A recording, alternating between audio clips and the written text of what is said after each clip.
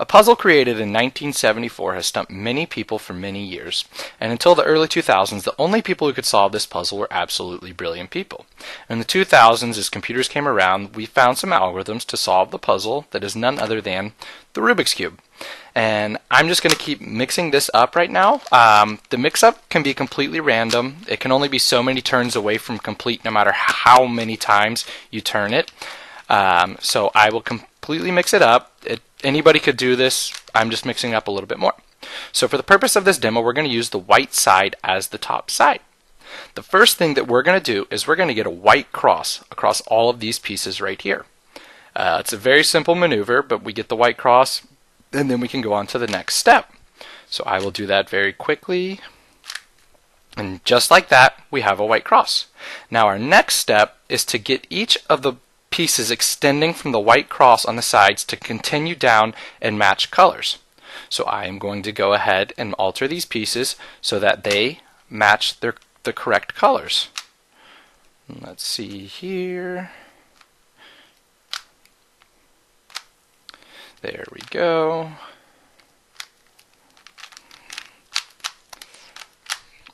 And so now, as you can see, we have the cross, and then from each side of the cross, it extends down to match the colors. Very easy. So our next step, as you can guess, is to get all four of these corners in the correct place, but they also need to be matching. So for this corner, we would need white, orange, and green, and it needs to be permutated the correct way. So I will go ahead and do that and show you where I'm at after that step.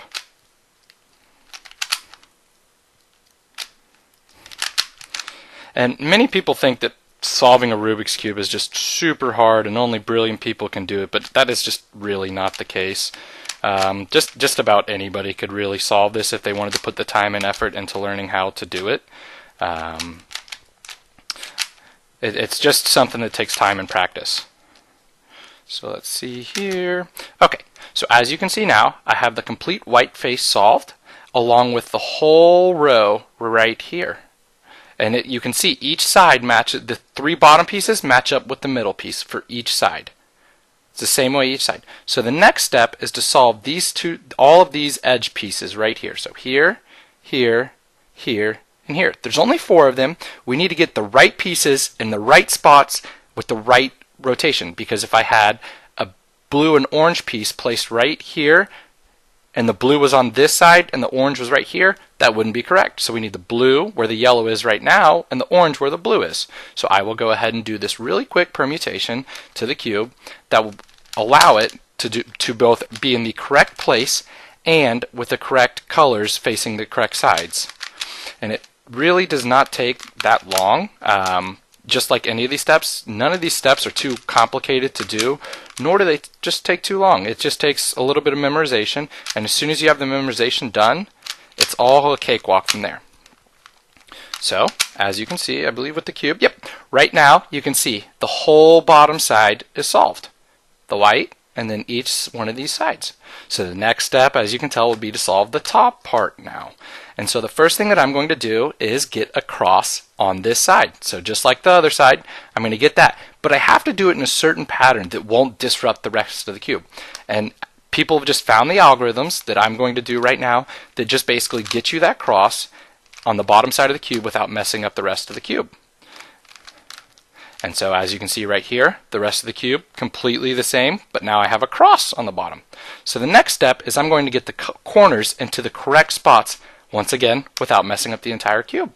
So it's just a very simple algorithm. We find it only two corners are out of place, so I'm going to move those two corners real quick like, and just like that, all the corners in the correct space.